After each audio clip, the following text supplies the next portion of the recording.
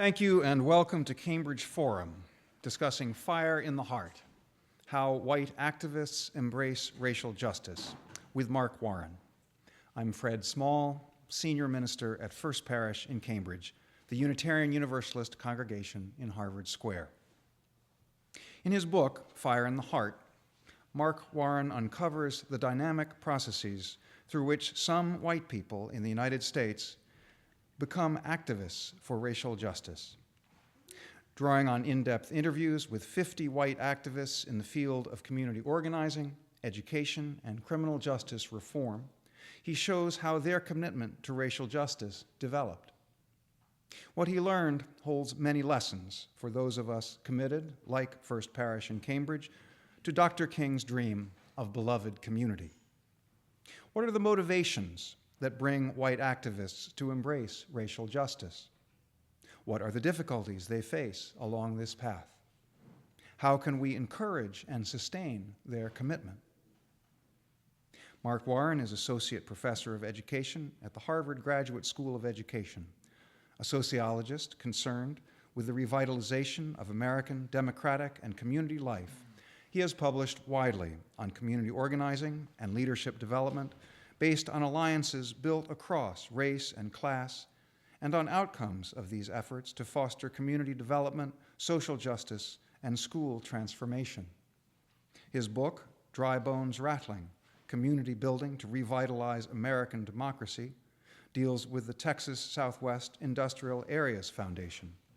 He's also co-editor of a book on social capital-based strategies for combating poverty called Social Capital and Poor Communities. Committed to using the results of scholarly research to advance democratic practice, Mark is currently co-directing a national study on community organization efforts and school reform. His latest book, Fire in the Heart: How White Activists Embrace Racial Justice, serves as the basis for our discussion. Welcome to Cambridge Forum, Mark Warren. Thank you very much.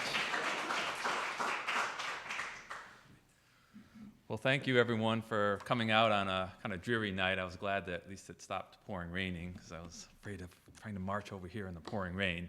I'm going to talk for about 20 minutes or so, and then we're going to have a hopefully very lively conversation, and I'm looking forward to your questions and your comments and contribution to what I think is a very important topic.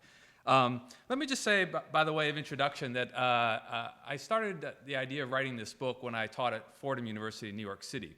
And I was very involved with community service and service learning. I helped found a service learning program there. And I worked with students of different racial and ethnic backgrounds. But there were a lot of young white students at Fordham, which is in the Bronx, who cared a lot about racism. And were trying to, figure out what their own role was. And, they would read about Martin Luther King Jr., they would read about Malcolm X, which is a good thing to do. I'm glad they were doing that. But I would ask them, well, do you have any white activists or white people who you think of as role models for you in working for racial justice? And students couldn't name a single person. Not a single person. A few people would know of John Brown, who you may know led an assault on Harper's Ferry. And I'd say, well, how about anyone in the last 150 years, all right? So, and then we could debate whether some people would nominate Jack Kennedy, and we could debate, or Robert Kennedy, we could debate whether that was really a good choice. But in any case, I thought that maybe it would be interesting and important and useful to young people if I were to think about writing a book based on white people who had developed a commitment to racial justice in their lives, that they could sort of look at and reflect on their own lives in relationship to that. And I also thought it would be important for a lot of different reasons. Politically, I believe that further progress in combating racism in this country really depended on larger ranks of white people becoming committed to take some action for racial equality. Certainly, communities of color will continue to organize to demand justice. I spent a lot of time studying community organizing efforts. But I believe that would not be enough, that we had to find some avenues to win over the hearts and minds of white people and to develop a stronger commitment on their part. And, I asked the question, well, if you yourself are not a victim of racial discrimination, and if you yourself, if your closest family and friends are not victims of racial discrimination, how do you come to understand that experience? And even more so, how do you come to care enough about it to make a commitment to work for racial justice. And I decided to find answers to that puzzle or that question by interviewing 50 white people who had become committed activists for racial justice. And the first question I asked people in these interviews was, how did you first become aware of racism? And here's one of the stories that I heard in response. The book is full of stories because I felt it was important for people to express their own understanding of their own life's journey. This is a story about Jim Caparo. He grew up in Market Park, Chicago in the 50s and 60s, child of Italian Catholic immigrants. His neighbors, like his parents, were white working class ethnics who had moved out of Chicago's inner city to Market Park, a kind of modest neighborhood of small homes. Jim's family and the nuns at his Catholic high school had taught him that America was the land of opportunity, the greatest country in the world. After all, just elected Jack Kennedy, the first Catholic, as president. But when Jim was 16, he experienced an incident that would alter his sense of the world profoundly. It was the summer of 1966, and his parents had just given him permission to take his girlfriend out for a date in a car. And this was going to be a big day for Jim, but not for the reasons that he had in mind. This is what he said. This evening was going to be the biggest time in my life, you know, my first date with a girl in a car. It was a Chevy Bel Air, a 63 Chevy Bel Air, and I was primping all day, just getting prepared for this date, and just way too full of nervous energy. And I went out in the afternoon to take the car and get it gassed up or something because I got to prepare, right? And as I went out, a very strange sequence of experiences happened. The first thing was I couldn't take the car and get it gassed up because there were school buses double parked on my block, blocking all the cars in. Nobody's going anywhere. And although they looked like school buses, they were powder blue, and I'd never seen that before. And then all of a sudden, policemen start piling off the school bus next door, and they're right in front of me, forming up military-like, shoulder to shoulder with batons in their hands. They had blue helmets on, and I had never seen police riot gear before.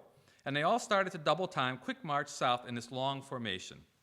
It looked like thousands. Wow, I thought, something's going on. I wonder what. Well, it turned out that Jim had walked out into the middle of an open housing march in Market Park led by Martin Luther King Jr. And this is what he says about it.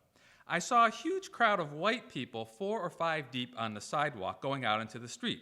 There were policemen with batons holding them off away from the street, and I think it was the owners were passing out beer bottles. People were throwing the beer bottles, just hurling them at something. And across the street there's some big hubbub, and I could see black people. I could also see clergy who were not black, and they all had signs, and the signs said things like "End Slums, Open Housing." It was a demonstration, and it was going past the Park Monument. And people are jeering and yelling, you know, the N-word, go home. And it's terrible. It's ugly. And it was so strange because literally a few minutes before I was thinking, gotta cast up the car. I'm going on a date. At the intersection, a black couple came up in a car and got stopped at a stoplight. The crowd pushes past the police and surrounds this car. And I remember this so vividly. It's a Corvair, a Chevy Corvair, and the crowd totally surrounds the car. The black people inside the car are really afraid. I mean, they're just terrified. People start rocking this car back and forth, and the people inside are literally huddled. The light is red, they're stopped, and there's a crowd all around them. And a girl about my age jumps up on the hood, screaming and yelling and swearing at the people inside, and kicking at the windshield in front of the driver. And I remember thinking she would have mangled their faces if there wasn't this windshield in the way. Well, I get about 2 blocks down, and I see people with brown shirts and swastikas and bullhorns trying to take this mob and rally it together, at which point in time I said, I'm getting out of here. So Jim goes back to his home, and this is what he says, reflecting on the events. I don't know that I was there more than a half an hour, maybe 40 minutes, but it was the longest half hour in my life, and it changed my life forever. Kind of an epiphany, I guess. When I went home that night, I couldn't sleep. I had this never-ending stream of thoughts. Everything I thought I had learned or was led to believe, I thought was a lie. We're not the greatest country in the world. I was always taught that we were the greatest. 6 years ago, John Kennedy was elected president. What happened? How could we be the greatest country in the world? What just happened 2 blocks from my house? This can't be the best neighborhood. Anybody could go up to be president. I believe this, right? Well, I didn't think the people who were marching in the park that day had any shot at ever being president. And I got mad. How dare these people do this stuff? This is a democracy. People have a right to say things and march and think of themselves as being equal with everybody else, and in fact, be equal to everybody else. Well, Jim went on to college in Chicago, and he actually heard Stokely Carmichael give a Black Power speech. Stokely challenged white people that if they were concerned about racism, to stop coming south to help black people there and instead try to combat racism in their own communities where the heart of the problem lay. Jim took that very seriously, decided to stay in Market Park, and spent the next 40 years helping to build this organization called the Greater Southwest Development Corporation, fighting to combat redlining and white flight, and working for economic development and stable racial integration in a community that have become a flashpoint for American racism. Well, Jim's story is a powerful one, and it's the kind of story I heard from virtually everyone that I interviewed. That is, they first became aware of racism through what I call a seminal experience, where they directly witnessed racism with their own eyes. And this kind of directly witnessing of racism led to an anger at injustice, but even more so, I think, anger at the violation of deeply held values, the values that they were raised to believe in. And I believe this led people to take the first step towards racial justice out of a moral impulse to do something. Racism is wrong, I need to do something about it. And I'll talk more about this in the discussion piece, but I would counter that to the idea that I never heard a single person that I interviewed say anything like, I read about racism in a book and decided I needed to do something about it. And speaking as a college professor, I learned about racism in a course and decided to do something about it. Instead, what I found is that people needed a direct experience, and they needed an experience that led them to engage their deeply held values and leading to kind of an anger at injustice. As I said, this is the kind of story that I heard from almost everybody that I interviewed. I interviewed 50 people. They were across different fields of action. They were across different localities in the country. They were men and women. I was looking to interview people who were I did not consider to be saviors of people of color, but rather serious collaborators with them. And I ended up with a wide variety of people that I interviewed. I interviewed extensively both about their life history, in other words, starting with how did you first become aware of racism, but then trying to trace their journey in and through activism. And if we have a simple model that people become motivated to act and then they act for racial justice, I found that to be too simplistic. In fact, people grew and developed and changed and deepened their commitment over the years as they engaged with activism. The second half of the interviews had a lot to do with people's experiences trying to build multiracial relationships, trying to influence the beliefs and behaviors of other white people. I'd be happy to talk more about that in the discussion. And the kind of second half of the book tries to trace a lot of really, I think, tensions and dilemmas, as well as some successes that people have had in trying to do this very difficult work. I systematically analyzed these interviews. I am a sociologist. And I constructed a model of development of commitment, which starts from this moral impulse, but it doesn't stop there. I found that the second key part of the process occurred as people became active in the struggle for racial justice, as they developed relationships with people of color. And I found that these relationships did two things. First, they were the venue in which most of the people that I interviewed actually learned about the experiences of racial injustice in this country through people that they knew personally. And second, I found that they learned to care more about the issue of racism because it now affected people that they knew personally and cared about. So let me tell you a couple stories about that. This is a story of Mark Soler. He grew up outside of Washington and taught in a school in Washington, D.C., where he had a seminal experience through directly witnessing of the conditions there. He ended up becoming a juvenile justice advocate. He traveled the country witnessing the conditions of young black and brown men in juvenile detention facilities. South Dakota, he saw kids being chained to their beds and gassed and led around on a leash, and many other incidents like this. But he also built close relationships with African-American colleagues in his work. And he tells this kind of a story about it. I have a very close relationship with a guy I work with now. He's African-American. We spend a lot of time in the car driving to work sites, and we end up talking about everything, about our lives and our spouses and everything like that. And some of the most interesting conversations we have had have been about his son. He's got a 6-year-old son. He's been dealing with the issue of what to say to his son about racism in this country, and it leads my friend to talk about his own experiences when he was first aware of being treated differently. He has very black skin, So he's probably treated differently than African Americans with light skin, and he's comfortable enough with me to talk very honestly about those kinds of experiences. That's something I can't get from reading a book or from talking to white people. And Mark is an interesting case because he knows a lot about the statistics of racial injustice in this country and about the treatment of young black men, in particular at the hands of the police. But what he speaks to is the power of the stories that he heard directly from friends like this black colleague. And he tells this story. When my son was in high school, they instituted a curfew in D.C. If you were under 18, you had to be home at a certain time on the weekends. And my son regularly violated the curfew, and I used to tell him, if you get picked up by the cops, you're going to get in trouble. He looked at me and he said, the cops don't enforce the curfew where we live. We live in the northwest part of D.C., which is a largely white area. They're enforcing the curfew in the southeast, which is an all-black section. You know that's where the cops are going. They don't care about white kids walking around. Mark says, that's absolutely true. And it was a good lesson. I had known it statistically, but I hadn't realized it quite in relationship to my own personal life. Well, in my view, what I found is that many white people start on the road to racial justice activism out of a moral impulse to act. In some sense, they're working for racial justice for people of color.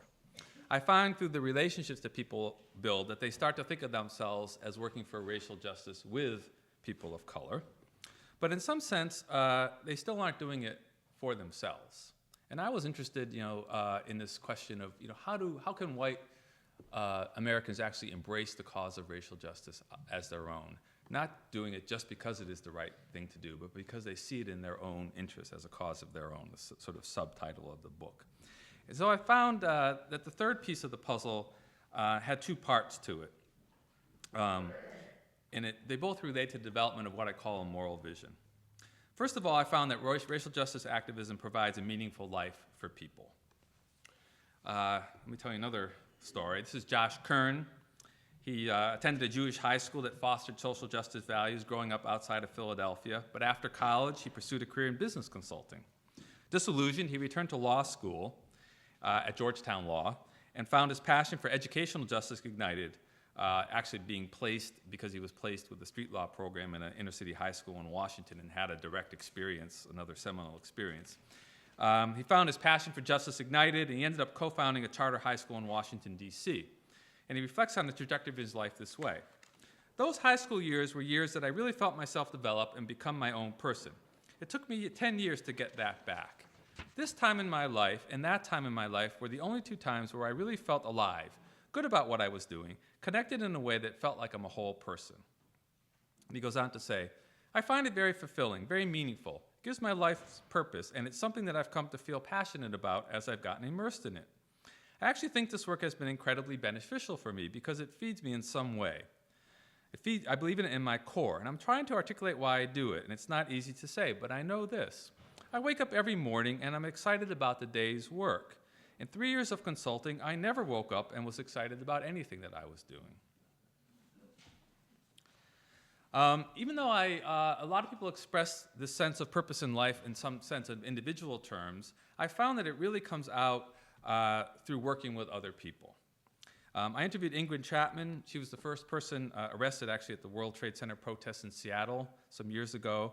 And she stresses the sense of community she finds in her work. She says this, I've been so inspired by the different work that people are doing. It gives me a sense of possibility, and it gives me inspiration to continue to struggle and continue to build my hope that another world is possible. For me, that is really big.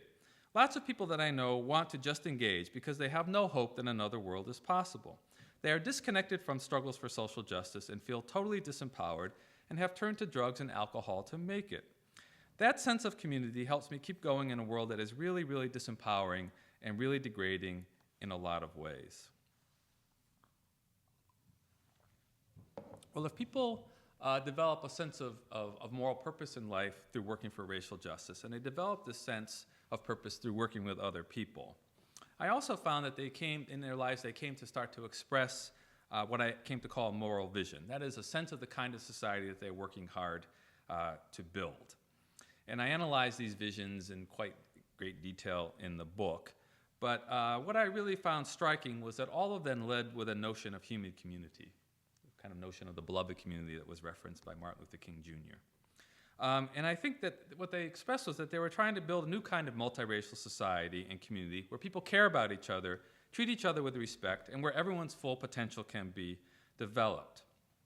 And I think it's very important, this idea of human community, because when I ask people what kind of harm, if any, does racism do to white people, many people expressed a very strong view that racism harms the humanity of white people as well as blacks. Madeline Talbot, a community organizer in Chicago, put it powerfully and bluntly with an analogy to Noah's Ark.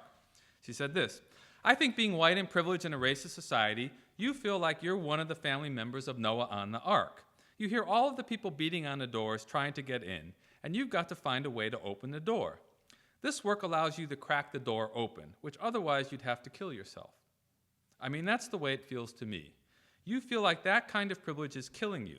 It's one of the things that makes white society less connected and less welcoming and less warm, because it's constantly protecting itself from the people and the flood on the outside, and it's a terrible way to live." And she says this: "Even though I probably started in order to help, I'm here for me now. I'm getting huge benefits out of this myself. It helps enormously because I'm never resentful about the work that I do. There's no sacrifice. I'm doing what I want, and I get to experience change and wins and transformations and be a part of personal relationships that you couldn't get in America in any other way. It's a great opportunity, and I feel that very deeply." Well, I do think this notion of the beloved community actually sums up a lot of the sentiments that people expressed, and some of the people that I interviewed actually put forward directly in that way. I interviewed Z. Holler. He's a retired Presbyterian minister who had been involved in the civil rights movement in the 60s and then returned to Greensboro, North Carolina in the 70s, where he was originally from. And I don't know if people are aware that there was a racist hate killing in 1979 in Greensboro, North Carolina. This is after the era of the civil rights movement. There was an anti-Klan and pro-labor demonstration in Greensboro, and members of the Klan and Nazi Party drove up to the demonstration, calmly got out of their car, went to the trunk, pulled out their rifles, and shot and killed 5 anti-Klan demonstrators.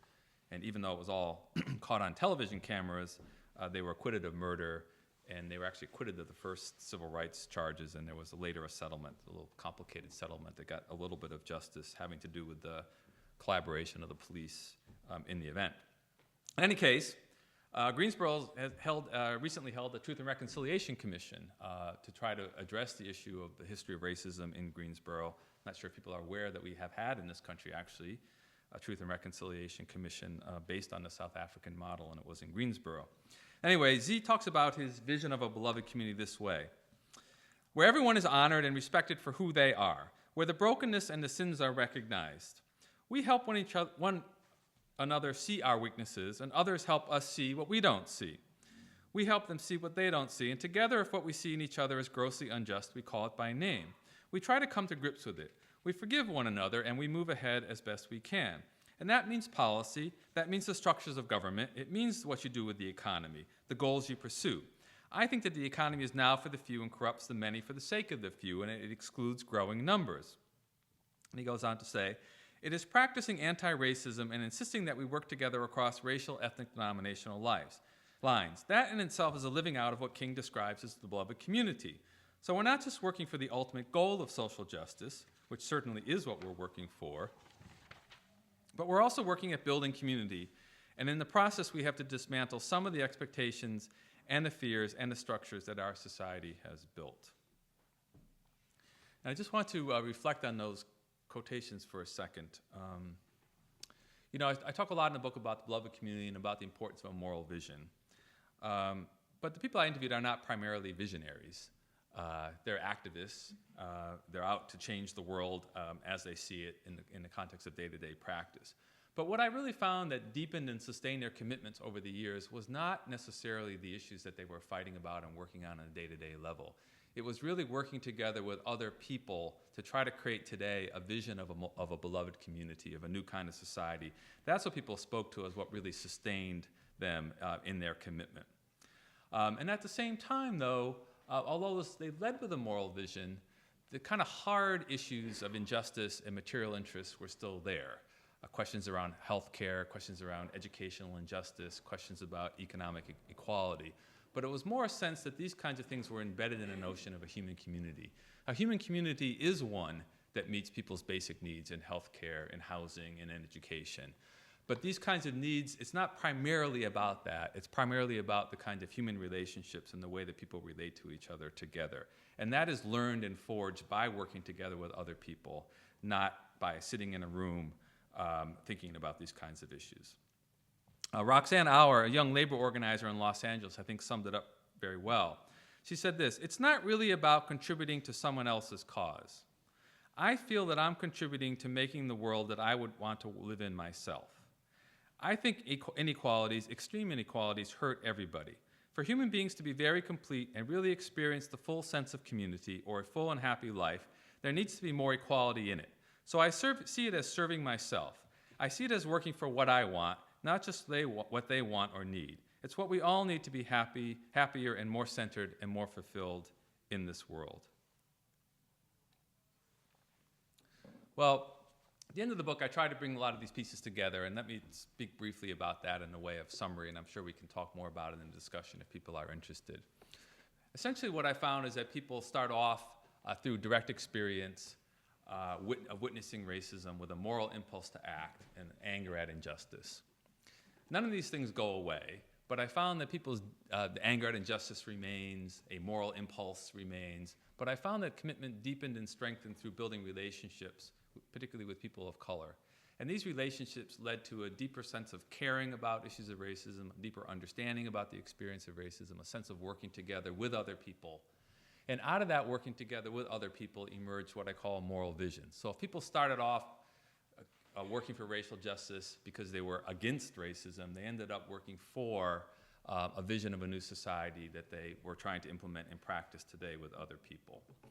Hope was, I think, a very powerful emotion. Even love was another powerful emotion connected to this kind of thing. And I have this idea of engaging people's head, hand, and heart, engaging emotions, engaging morality, and also engaging people's cognitive understandings. But I really believe that what really drove this process is the moral and relational piece. As I said earlier on in the talk, and in some sense, I think I was surprised to see this. I really found that nobody spoke to reading about racism in a book. Nobody said anything like, someone made the argument to me that it costs more to incarcerate a child than to educate him. And I decided to do something about racial justice because I heard that argument. The cognitive understanding piece was important. People did speak to it. It helped people understand better what they were seeing in the world. It helped people put direct experiences and relationships into a broader framework. So that piece is important. But what I came to conclude is that understandings about racism, information about racism are extremely important to help people understand what to do about racism, but it doesn't give people the motivation to do it in the first place.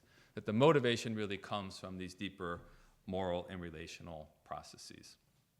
So let me say, by way of conclusion, that the people that I studied are mostly working in local areas or in very specific kinds of campaigns and groups. They really feel the lack of a larger national racial justice movement, similar to what we might have had in the 50s and 60s. But I also know, because I studied community organizing, that the emergence of a national civil rights movement in the 50s and 60s really came out of many years of patient local organizing that was happening in communities across the South. And so I hope that what I'm seeing in the interviews that I'm doing with people today is that these folks are doing the sort of basic foundation work, building new kinds of relationships, trying to find new strategies for addressing racial justice that could lead to the emergence of a new national racial justice movement in our time. So thank you very much.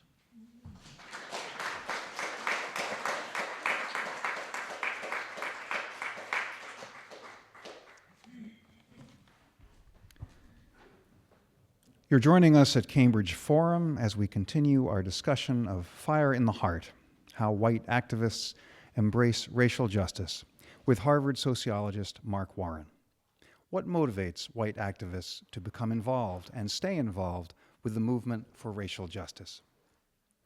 Mark, reading your book, I was delighted by the emphasis you place on creating multiracial communities, to build relationships among people of different colors and cultures through cooperation toward a shared vision. That's exactly the kind of community we're moving toward here at First Parish in Cambridge. You and I share a belief in the power of story. In your book, you quote activist Tony Flayo, who says, "A story has the power to transform us. It engages us. As soon as somebody's telling their own story, there's a conversion of the heart of the listener that takes place. You can't stop that." In your book, as this evening, you've shared many fascinating stories of the activists you've interviewed. But except for a page or so in the acknowledgement section, you don't talk about your own story. What you do reveal is intriguing. Your father was a New Deal Democrat and union activist who supported the civil rights movement.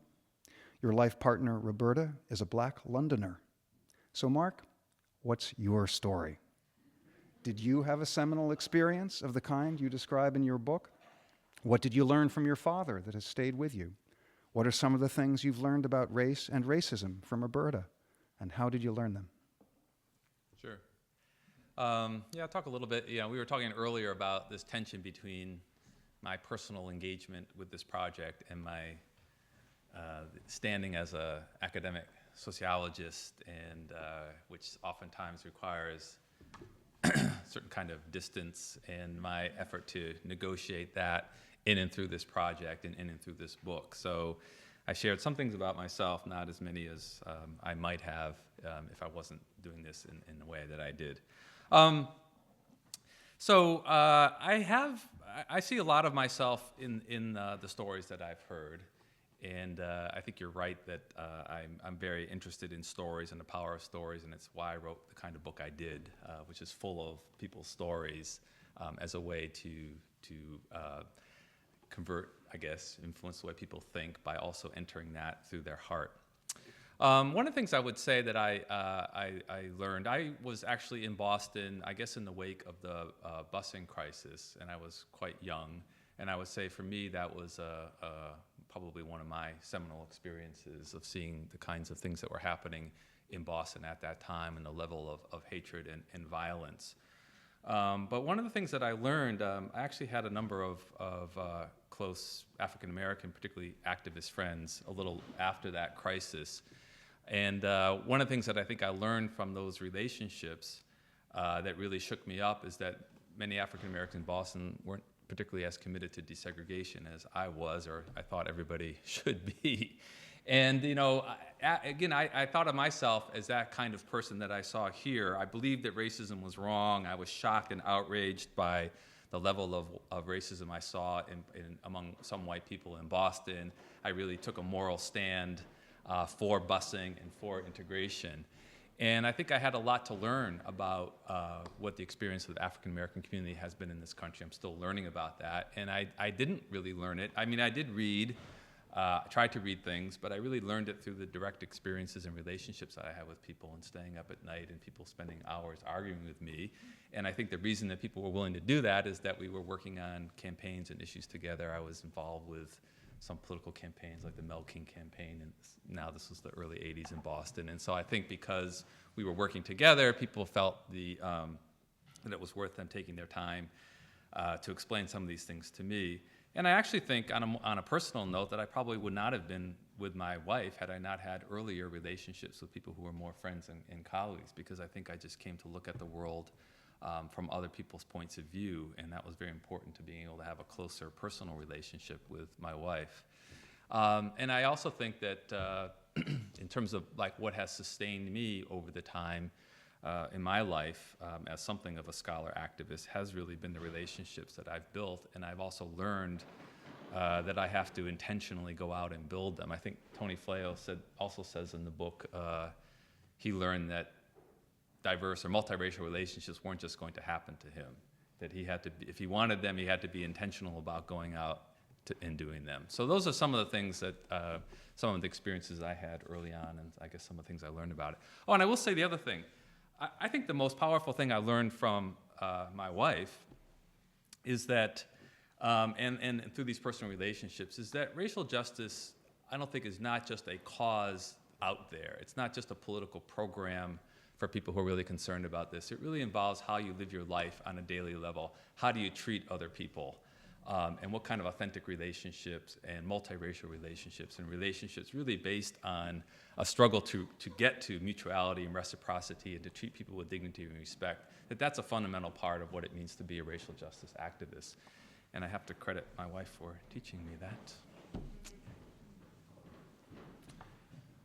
You've suggested that to motivate activism, a seminal experience has to be firsthand, not just something seen on TV. But nearly 10% of your subjects couldn't identify a seminal experience at all, 4 out of 50. The seminal experience I'd identify in my own life was the TV news footage I saw when I was 10 years old of the 1963 protests in Birmingham, Alabama, when nonviolent African-American students, some no older than I, were knocked down by fire hoses and set upon by police dogs. Not everyone is going to have a first-hand seminal experience. So if we're going to grow a movement of white racial justice activists, we're going to have to cultivate other factors as well. When there is no first-hand seminal experience, what do you think ignites fire in the heart? Yeah, so this is the this is the question I get asked every time I speak about books. So I think and I will have to say that sometimes social scientists do a study when they already think they know what the answer is and they're out to prove the answer. I was not expecting to find this. It wasn't particularly on my mind at all going out to do this project. So I was actually, in some ways, surprised when I started hearing over and over again these kinds of stories. So I would not, first of all, wouldn't want to say that it's the only way or that universally people experience it. There were 3 or 4 people in the study who didn't identify one. And so, of course, as social scientists, we also know that nothing is 100% anyway. But I think that part of what the discussion about a seminal experience for me is, it's about engaging people's values, having people see that the values that they grew up to believe in are being violated by their community. Maybe that can happen through the television. Maybe that can happen in other kinds of ways. But I think that is something that in a society where most people are still white people are raised to believe now that we're in a colorblind society and that racism really isn't a fundamental problem that we're facing, that I do think it's fairly convincing to me that white people, if not need, most white people will almost require a direct witnessing of that kind of experience. To learn about it at a distance doesn't move people in the same way, by and large. And I will say this, and let me tell you a story. So in the fall, I was traveling, talking about this book at a lot of college campuses. And people would say to me, well, there were a lot of these, overt racist experiences that people had in the 60s. We don't have them anymore. How are you going to have any seminal experiences? So I went to all these college campuses, and almost every single one, not every single one, but I would say 90% of the college campuses I visited, a student would get up and say, we've had this kind of racist hate event at our campus within the last year. Almost every single one, with racist graffiti being put on the doors of the dorm rooms of black students or students of color. There were some homophobic events as well. And, I started to think that, these aren't isolated events. They're happening all the time. And the question is, what do we, who care about these kinds of issues, who might be teaching at college campuses, what do we do in relationship to white students? Do we give people a forum for reflecting on the meaning of these kinds of events? Do we give people opportunities to take some kind of action and work together to combat that? And so to me, the message is not that we don't have these events, that white people aren't going to have them. I think many people are having them all the time. And the suggestion would be for those of us who care about this to think much more strategically, intentionally about how we help to cultivate white people's understanding in relationship to that. And let me end by one last note on this, because I feel very strongly about this. I think it has to be put forward to white students and white families and their parents. If there are racist hate events happening at college campuses, this is not just a problem for students of color. Why does anyone want to send their child to a college campus that's experiencing these kinds of events? Why should any white parent want to do that? That's not the kind of human community that anybody should want to live in. And to me, that's the theme of this book. And we don't challenge, I think, enough white people to think that way. It's too easy for most white people to say, oh, it's terrible, I feel bad for the black student who was the victim of that, and we should, and obviously that student is getting the brunt of this, but it's creating a corrupt and unhealthy and inhuman environment for any student at that college campus. You're listening to Mark Warren discussing Fire in the Heart, how white activists embrace racial justice. Let's take some questions from the audience. Please line up at the microphone. Thank you for this really fascinating conversation. I'm curious if you would comment on kind of the mirror image of this issue. So you the mirror image. So you have been describing the trajectory of a number of 50 or so white people that you have interviewed, and you have sort of described how they become triggered and how they get engaged.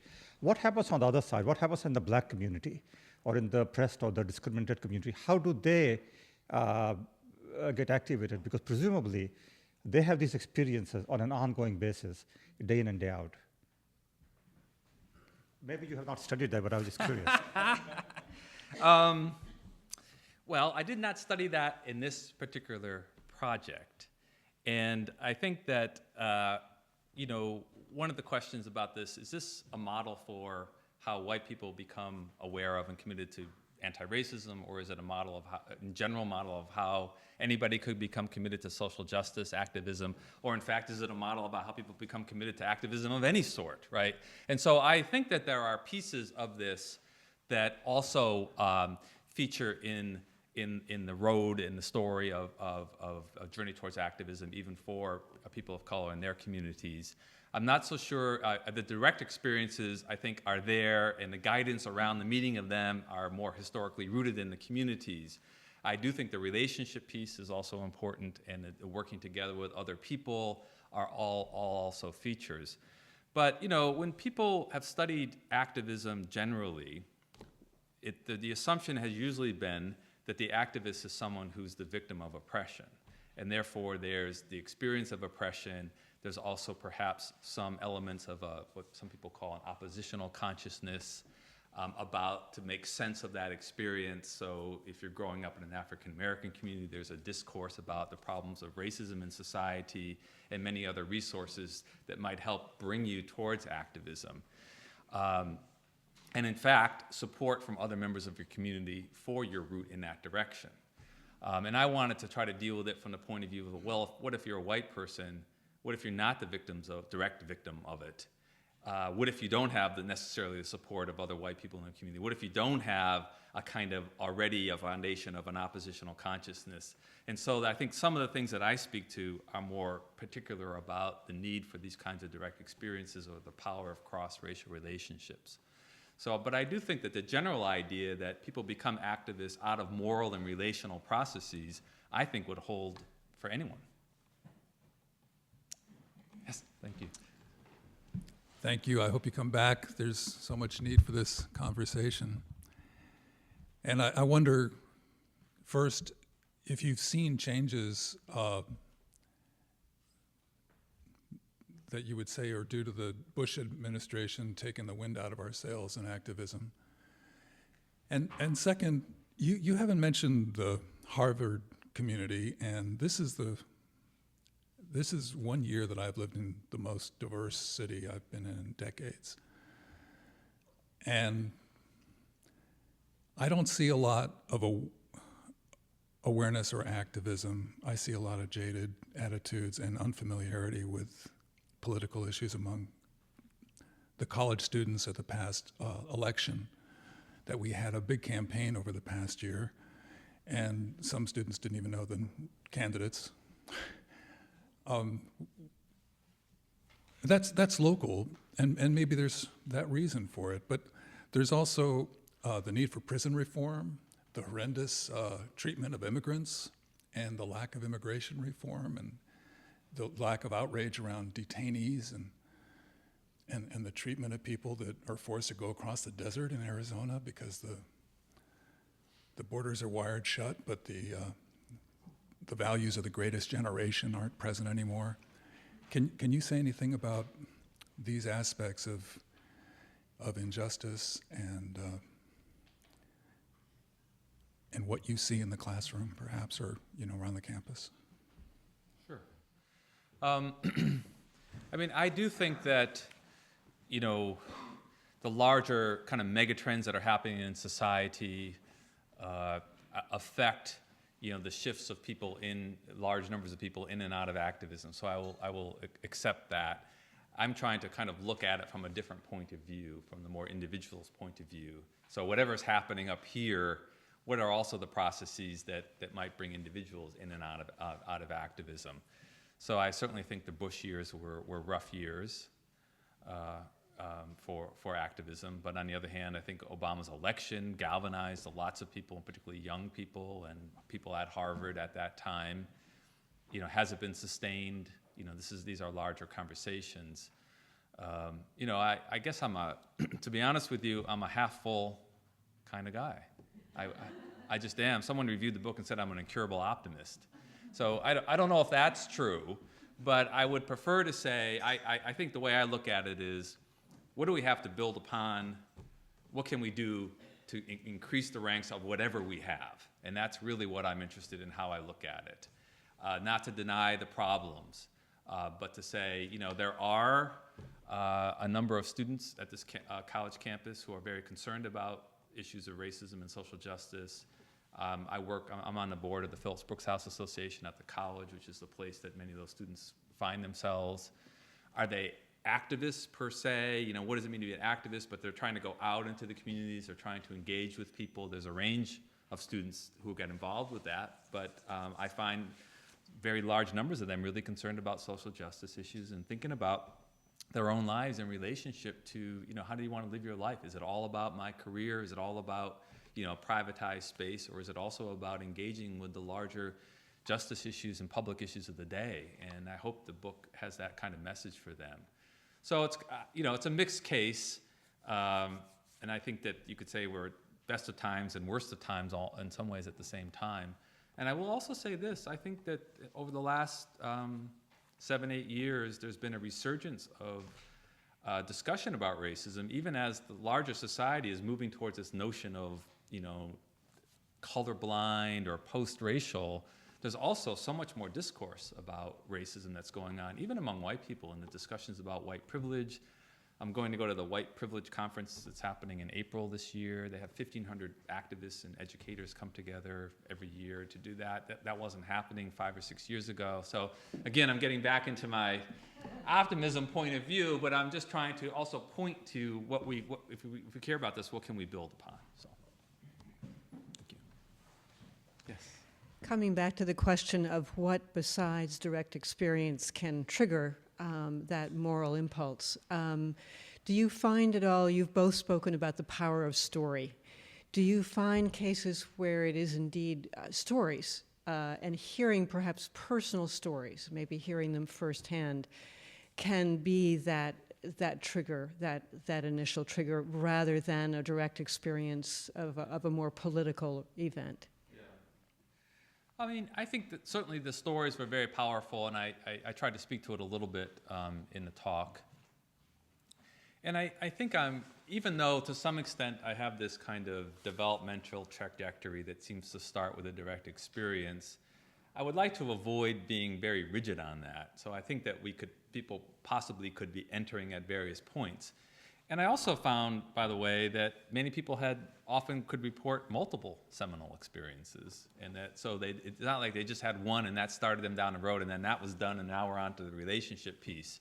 So I think that maybe the story is a little bit more complex, and I wouldn't want to. I do believe that the personal stories are very important, and I know that a lot of there's a chapter of the book where the activists that I studied talk about how they try to influence other white people around these issues, and one of the things that they found is that rather than just hitting people over the head or giving them information, it's much better to bring people in relationship to people of color where they directly hear stories, and also into some kind of action if possible too.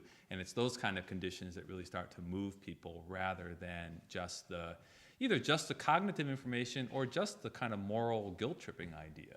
That moving people into relationship and action is very powerful. That rings true to me. When you get in relationship with people, you're going to hear stories. A story that that has stayed with me ever since I heard it. Was with a close friend of mine, African American, whom I met at seminary. He's married to an Asian American. We were playing the board game Scruples, where you try to predict how someone's going to react to an ethical quandary. And the setup was you see a car parked with its lights on. It's unlocked. Do you reach in and turn off the lights to save the battery? And all of us predicted that the African American, being a really great guy, helpful guy, would turn off the lights. Even his wife, Asian American, predicted he would do that. And he said, "No way. I'm an African American man. I'm not going to reach into a car that isn't mine." So all of us, even his wife, learned about what his experience would be that day. Yeah. Please. I wanted to record this for posterity. I have two very quick things. First thing is, as someone who's almost 25, I hear this a lot. I hear no one's sicking dogs on you. Nobody's, shooting a water hose at you. I mean, there are no blatant examples of racism in the day-to-day anything. We have no access to that. I just want to remind people that in the age where people can take their BlackBerries anywhere, you can find that stuff on Twitter and on YouTube. You can find it on Facebook. It's out there. I think that people, especially young folks in my generation, are just particularly lazy, and we've become very practiced at turning our heads, myself included. So that was my first thing. My second thing is, my name's Rayshana Gray, and I'm a proud Chicagoan. I'm from the south side of Chicago. Grew up in an all-black neighborhood. I'm a product of the Great Migration. My grandparents were sharecroppers in the Mississippi Delta. I put a lot of emphasis on my cultural inheritance. So my question for you is, every time I read something important about racial reconciliation in a history book, maybe you all are familiar with the "I am a man" signs, or like from that very famous black and white picture. And so I would always look at that and be like, I'm not a man. What does that have to say about my experience? It always burned me up that progress, or that an example of progress in racial reconciliatory spaces always meant white men and black men sitting down talking about how to make decisions and move forward. And somehow as a woman, I was supposed to sit back and twirl my hair and dream about the day I could inherit all of their progress.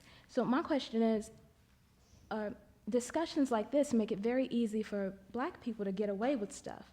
When you only want to consider race and how it affects us in a negative way, I feel like that kind of, is it myopic fixation? It doesn't talk about how we can be homophobic, how we can be sexist, how we manage to internalize all of those other systems of oppression. Like somehow people think that because we can be victimized, that we manage to emerge unscathed from the rest of American history. My question is, how can we move forward, intentionally, while also holding us accountable? Because even as an almost 25-year-old black woman, I still think about those "I am a man" signs. And I run a feminist group out of Boston, and even that doesn't satisfy me. But for some reason, everyone prepared me like, oh, you want to run a feminist group? Feminism doesn't have anything to do with black women. What have you become? And I always question that, because I grown up thinking that feminism was a white woman's movement, but no one taught me to think critically about how there were men, straight, cisgendered men at the forefront of so many of these civil rights movements. So, I'm long-winded, but how can we hold black folks accountable while also being intentional and moving forward? Yeah. I'm gonna take my seat though. Okay. Sure. Thanks. Actually, speaking of Harvard, we just had Patricia Hill Collins speak last week, who's the author of Black Feminist Thought, if you're interested in that. But in any case, so I think these are really difficult questions. I've, out of the broad slice of a broad world of what do we really need to do to create a socially just world, taken a slice of that and tried to hone in on it. So I don't want to pretend that I have answers to how to resolve all of this.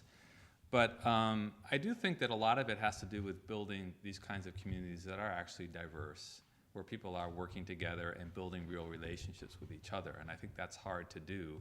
But I think absent real relationships and absent some commitment to work together around a common vision as it emerges, then it's very difficult to hold people accountable and to address a lot of the various isms that people bring and face in these organizations. When I quoted Z. Holler, maybe it was a little bit abstract, but this was the man in Greensboro, when he was talking about if I say something that's wrong or oppressive, you call it out, and if you say it, I will call it out. There was some effort to get to the idea of honesty in relationships around any kind of issue. So I think that I would say we need lots of kinds of accountability. One kind is within diverse organizations and communities that are not just diverse along racial lines, but diverse around a lot of lines.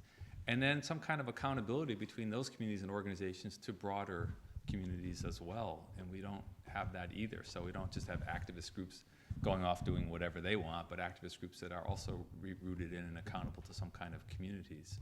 So I would say it's a a kind of a grand experiment, but I don't know how else to do it. And I think that when we see the attempts to do this in the media, absent real relationships and any real understanding between people, we see how it always ends up in very superficial understandings or very hot kind of arguments about things. Things get polarized very quickly. How can we avoid that kind of polarization? I think we need to have to start somewhere in local communities where people can address these kinds of issues. But anyway, I don't mean to simplify everything into black-white terms or whatever. I think the world is a lot more complex than that. And I think that most of the people that I interviewed, they don't care just about racial justice. They care about a lot of other issues about injustice. And so I was trying to hone in on how racism, in fact, in many of their views, lies at the heart of a lot of the problems, but it doesn't encompass all those problems. It's related to them. So those are a few ideas. So I know you said you've never heard anyone say that they got interested in racial justice from a course, but I actually took a course in college about whiteness, white privilege, and structural racism that really gave me some of the cognitive understandings and kind of really galvanized me to become active. And I'm just wondering, do you know other professors or social scientists working on these issues, publishing papers and books on these issues? And would you possibly be interested in joining some kind of online forum to write about them or kind of organize in the academic world? Sure. Well, there are other people who are writing certainly about questions of white privilege and white identity. There's a lot of those folks. And so I think that Pat handed out a list with a few other books on it. So you might take a look at some of those. I'm not sure where that leaflet ended up, but I think there's a leaflet around that has some suggestions for other people who are writing about these kinds of issues. And I would be happy if you had some suggestion about engaging in some conversation in the online forum. I'm trying to do more of that. So that I think that could be helpful too. I will say this. I was a little bit frustrated with a number of academics who mainly focused on questions of white privilege and white identity. And the reason is because I felt that white people can sit in a room and consider their privilege all day and not necessarily do anything about it. And I wanted to study people who were doing something and then work back from there. And there aren't actually very many studies about this particular topic. There's almost nothing studied or written about white activism, at least in the contemporary period. You can read about it in the civil rights movement, you could read about it in the abolition movement, but you're hard-pressed to read about it. There is a book called The Promise and a Way of Life that's on that reading list, which I think is a very good treatment looking at white activists over the last 30 or 40 years. So there's a little bit of work that people have done, but not a lot about activism. And I really care about changing the world, frankly, and I think that white people should explore their privilege and identities as part of a process of making change, and not as some separate thing that happens. So.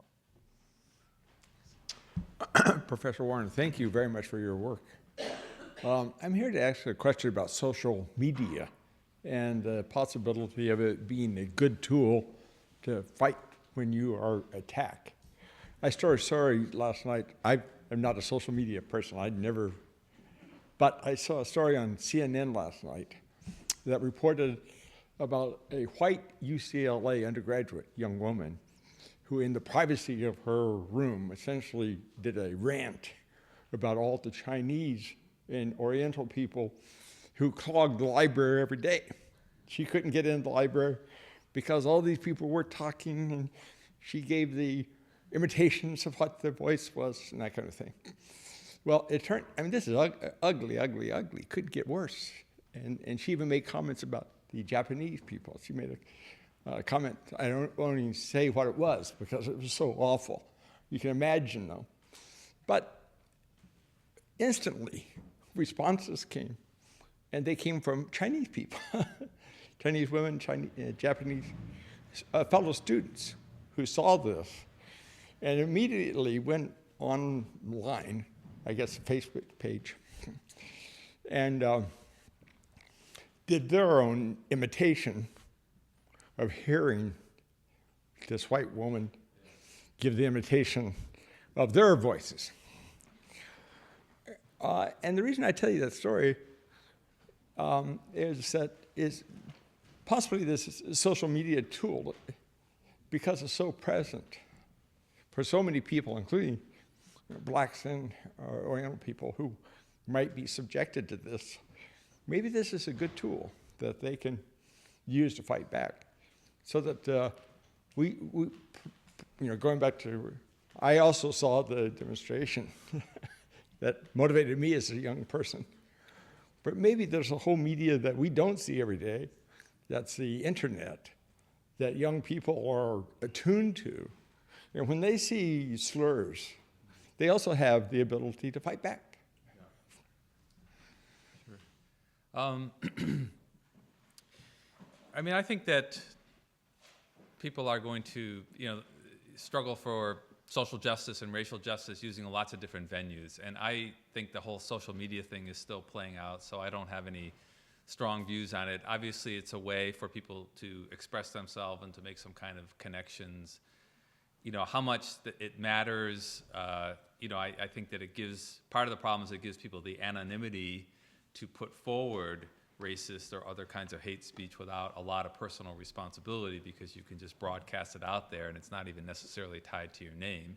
But also, as you say, other people can respond also through that media too. I know that there are a lot of people experimenting with trying to use social media. I think that probably the best examples of that, or the more effective examples of that, are when they mesh also with local connections or real relationships that people have with each other. So there are ways to build on and expand on the relationships that people have, so that people can, if something's happening in Boston, people in Chicago now can more easily know about it and share resources. So I don't see that as replacing what people need to do in human face-to-face relationships and in concrete struggles in their local areas, but I think it can expand on it. So that's the way that I'm excited about social media. Hi, thanks. Hi, I am an academic also. I'm a professor over at Emerson College, and I am a faculty advisor and trainer for students. We do campus conversations on race and ethnicity over there, which is traveling around to different, I'm also a trainer for other campuses. And what I love about it is that it introduces conversations that are very difficult to have with students who are 18, 19, 20 years old, to share with other students, a diverse group of students, to empathize and to understand what it's like to walk in someone else's shoes and to talk about some really hard things. And I think where they're not always running into situations, there are on-campus things that are happening and have happened, unfortunately, but to talk about those things with each other is the beginning of building the fire to do something, because they're not running into, like you said, the same old things. So I'm encouraged by the fact that there are so many students, white students especially, who are stepping up to the plate to have this conversation and learn about it with students of all colors. So I don't know if you have looked into some of those things that are happening on campuses. Sure. Great. Well, thank you for coming. I don't know. I know generally about them. I haven't looked in depth at them, but I'll say a couple things related to your contribution. One is that, again, not universally, but across the 50 people I interviewed, most people started on the road to activism in and around their college days. And I think there's a number of reasons for that. It has to do with time of life where, studies have shown people are open to sort of frame-changing experiences and looking at the world in a new way. Oftentimes, many people go away to college, so they're broken free of some of the bonds of their family and local communities. And the other reason is because many people white people that I interview tell me it's the first place where they've really had the opportunity to build any kind of meaningful relationship with a person of color. And so, and maybe the final reason is that, despite what appears to be quiescence, what the gentleman was talking about on our college campuses, there actually are more opportunities to get involved in activism, often around college settings than in other kinds of places too. So I think for lots of reasons, college is a really critical point. And so again, speaking as someone who cares about this, and is at a college, what are we doing to help cultivate that? And I think those conversations can be one of the ways of doing it. I think getting people involved in community service and then helping young people reflect on that experience and make connections with each other, not just go off as an individual and come back, but do it in a group where there's real reflection about values and a direction towards activism. So I think there's a number of things that we can be doing at college campuses. And as I said, the original start of the whole project was my experiences with community service at Fordham. Although I will say that a senior member of our faculty read my book at the School of Education and came up to me afterwards and said, I have to entirely rethink my retirement plans now that I've read your book. So I think there could be, a message here, even though I'm thinking very much about young people, I also think this is a message for people at any point in their lives, and particularly now, retirement, because people have so many years ahead of them. Often people have 20 years ahead of them of fairly healthy life. So I'm hoping that maybe it will inspire some more senior folks as well. Anyway, yes. Yes, I wanted to mention there's a book of white feminists who wrote individual chapters about their activism and how it was influenced by Audre Lorde. And Audre Lorde, as a black feminist and lesbian, really wrote to white feminist women about how to engage in anti-racism. So that's a book where there are white anti-racist activists talking about their work. So, Title of the book? I'll look for it and I'll send it to you because it's a friend of mine was in it.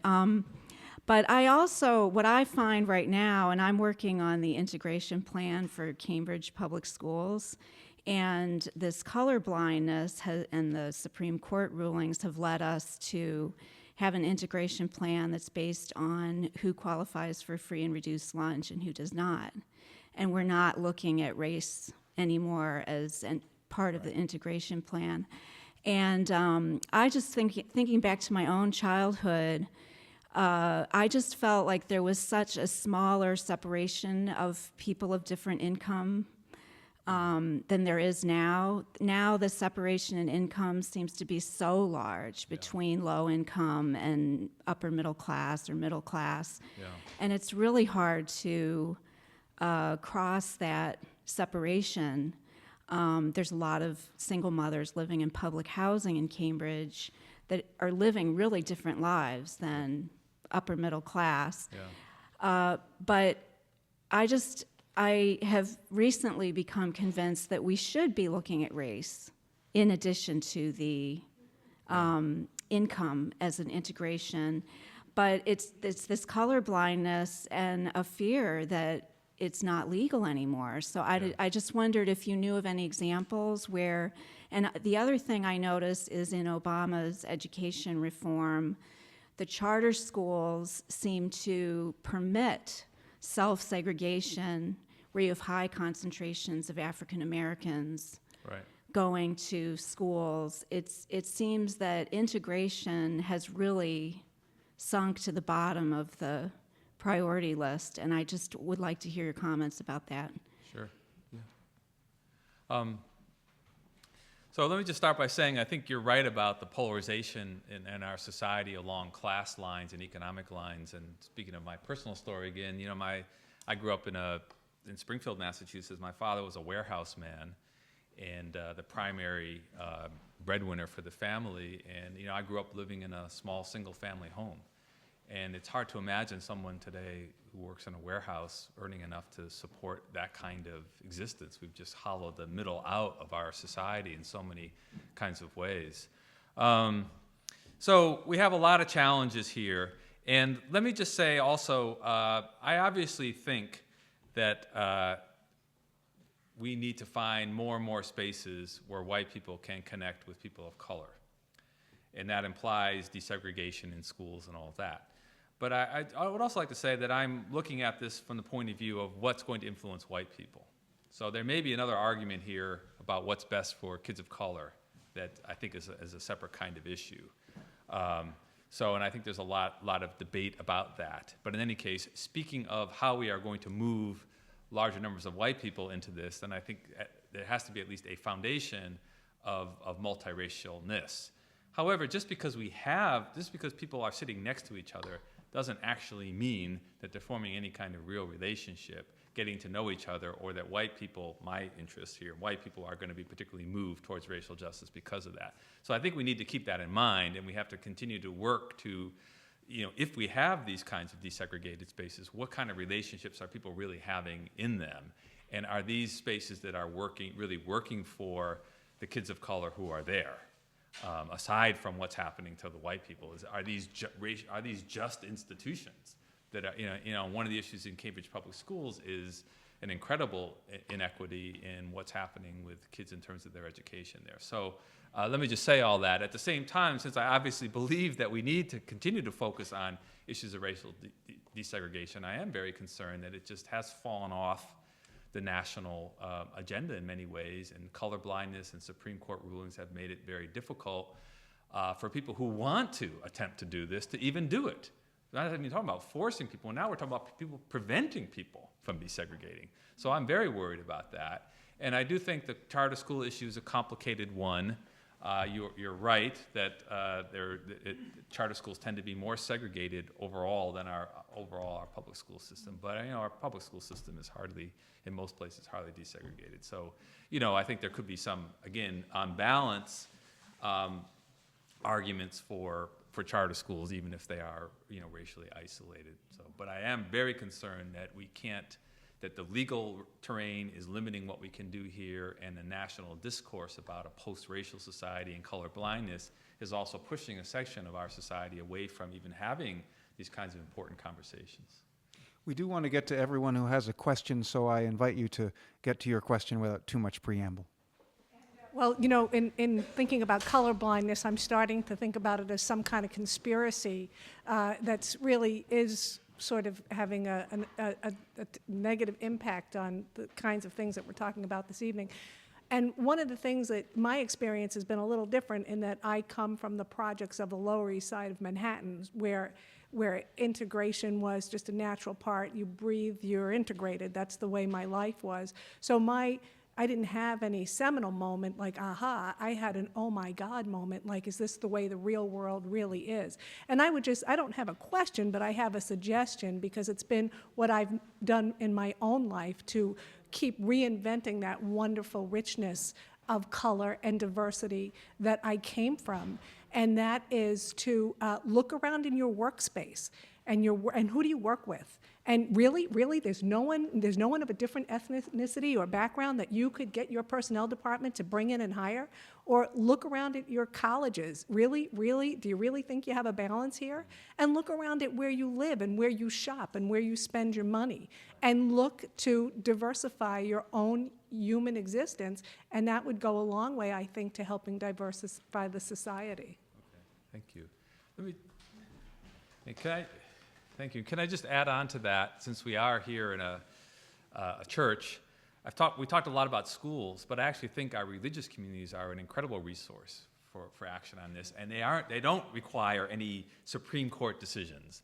And if folks in congregations take seriously the idea of connecting with people across racial, class, and faith lines. We were talking about earlier about the Greater Boston Interfaith Organization. There's other kinds of venues where people of faith are seriously trying to figure out how can we make connections across these lines and do something positive together. We don't need a Supreme Court decision to do that. Folks are willing to do that, and it's really a question of how people really understand their faith and what it calls them to do. And many of the people that I interviewed are very motivated by their faith beliefs to act them out for justice in the world. So I also think, in addition to our schools, our probably other very large institutional base for this kind of work is our religious communities. Hi. I think, we're lucky to live in Cambridge, and it's very diverse, and I raised my kids here, and they have a very diverse group of friends. But I think most people really it's pretty separate.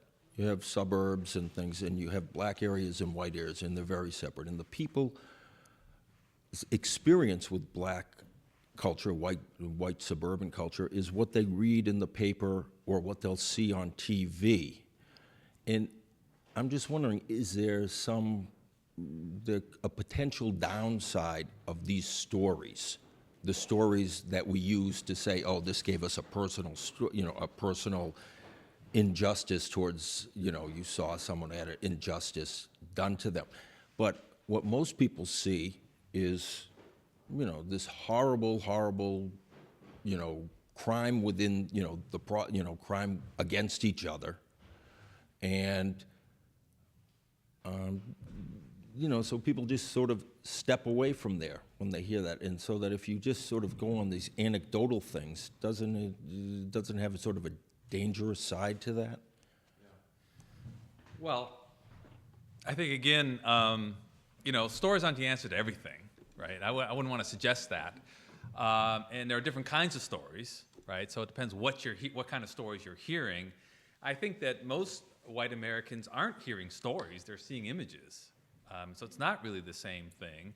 But I do believe that, I think about this seriously with my involvement with community service. I mean, just because we send a young white college student out to do some kind of a service project in Roxbury, let us say, doesn't mean they're going to come back more justice-oriented. They could come back with some stereotypes reinforced. And so I do think it's a serious issue about, what kind of venues do we have for folks to really reflect on that experience, put it in relationship to what you might learn in a sociology course. Again, that's important too. And so, I do also think that personal experience and those personal relationships can be very powerful for people. That's certainly what I found in my research. But again, it's not the answer, and it is a much bigger picture we need here. But in that picture, I think the idea of stories are very powerful. Ma'am, are you standing to ask a question? Oh, okay. Please. Professor Warren, I think you're sort of lucky to meet me. I'm 73 years old, Black American Indian, more or less, from the very deep South. And it took me a long time to realize that I was being discriminated against because I grew up with the norm. Go to the black fountain, don't go to the white fountain, go to the white waiting room, don't go to the black waiting room, don't go to the white. I thought that was normal. So lately, in the last, say, 25 years, I've taken some leaps, and it's all because I've been hiding out at the Cambridge Forum. And what I want to say to you, thank you so much for validating what I thought, what I've learned, so I think about the white man. And what I mean by that is the white man and the white woman. I'm not dividing it, but I had a great fear of white men before coming to the Cambridge Forum and coming to Boston and getting a different experience. Where I am in my life at the age of 73, I have a gratitude for white men because I feel you have done whatever you have to do to sustain a culture that I enjoy. be it, maybe there's some ugly pieces to it, but you have to sustain it. And what I know about the white man is that he will forego sex, he will forego family raising, he will do many, many things to burn the oil at the night so that he can defend, develop, sustain this culture, and I appreciate that. But the next piece I want to say to you, and you might want to pull me back because I'm very idealistic. Ma'am, I don't want to pull you back. I just want to ask you to focus your question, please. Okay, I'm very idealistic.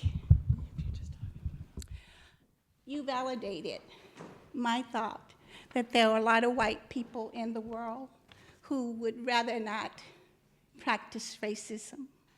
They're probably tired of carrying the burden of the forefathers. And I think you validated that. And the reason I think that maybe we will come to that point eventually, because we are a culture that believe in scientific facts. And the medical people have demonstrated from time to time with that microscope that when you put those tissues and veins and those organs under that microscope, each and every time, regardless of who your creator is, it comes out to be the very same tissue, blood, organs. I think that we're smart enough to know that we need to practice according to what we call scientific evidence. And if we do that, we would sort of eliminate that because you're black, you're different, and I'm white, and I'm different. So I think we are intelligent enough that we're going to have to get to that point. Do you agree with that? Well, I agree with it. I think that, first of all, I think I would agree with you very much that most white people in this country now are not intentionally racist. And I really started this project because what I believed that the main problem was more about white passivity in the face of continued racial injustice. And so the question then was, how do you move people? Not necessarily, and the focus of my book is not really how do we convince people who really are intentionally racist. There's some people out there like that, but I believe it's a minority. And there's lots of studies that'll tell you that, for racism to continue in this country and racial injustice to continue, it doesn't require widespread intent. It's the way our whole systems are set up now and operate. So you don't need intentional racism to create that, but you need intentional anti-racism to solve that problem or to address that problem. And so my concern, I think along the lines of what you're saying, is how do we really convince white people who are, in their normal lives carrying on, in a sense, passive to what's going on in terms of racial injustice, move those folks into awareness, into caring, and into action. What would you say if you perceive this as being an equation? You're going to be the white activist and I'm going to be the black one. What would you say if I dared you to move in my direction and I would move in your direction? And I would start with evaluating myself. I believe if I can correct the impacts of, say, Jim Crow, number one, the first thing that was done, they took away the language. They made it very hard for us to learn the language. And now, how can we function in your world if we don't come to grip with, we have to know your language? So when I come to ask you for a job, if I don't know your language, you can't erase the racism that you're going to see there because I'm coming without knowing the language. And when Bill Cosby suggested that, he got assassinated. But I promise you, if you come 50% of the way, we might try to meet you 50% of the way and correct things that way. Yeah. Well, thank you. Mark, I know that you, as a glass half full kind of person, would like to leave us on an inspiring note. So I want to ask you, what gives you hope? What gives me hope? Pretty hopeful guy. Well, I think a lot of what gives me hope, it really is young people, and maybe that's not surprising. I choose to teach at a university because I see the possibilities of a different kind of society in the energy and the passion and the hope that young people bring to it. They haven't been burnt out by many years. They can imagine a different kind of world, and they have energy and excitement to create that.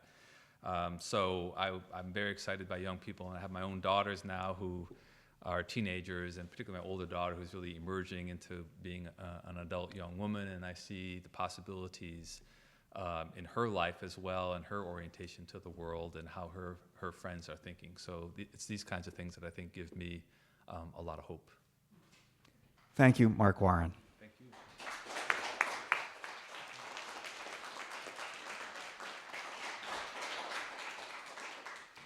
You've been listening to a program of Cambridge Forum, recorded in March 2011, co-sponsored by the First Parish in Cambridge, Unitarian Universalist, the Lowell Institute, and the Friends of Cambridge Forum. For a CD of this forum entitled Fire in the Heart, White Activists Embrace Racial Justice, featuring Mark R. Warren, or for additional information about our Forum Network webcasts, visit us at cambridgeforum.org. In Harvard Square, this is the Reverend Fred Small. Thanks for joining us.